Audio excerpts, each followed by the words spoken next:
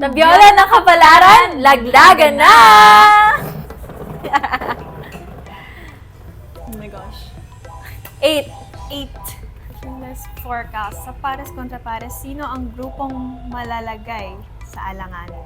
Sa tingin ko, sa yung grupong malalagay sa alanganin ay... Sino?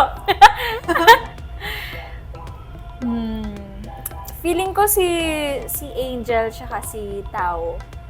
Kasi based dun sa narinig namin kanina sa rehearsal, parang medyo hindi nagbe-blend yung boses nila. Yung performance nila, parang may sapawan na nagaganap. Yeah. So, kailangan as one sila. Yeah. Kasi duet to.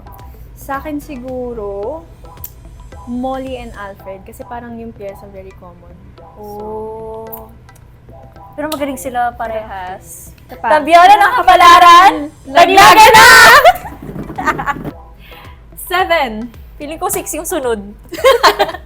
Question 7. Sinong clasher kaya ang kaya mong mapataob sa isang matirang matibay round? Sino?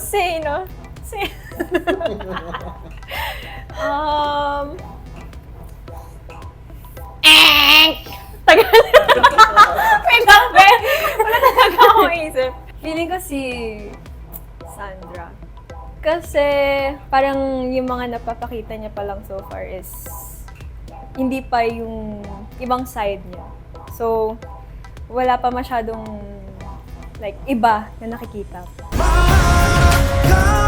Sige lamang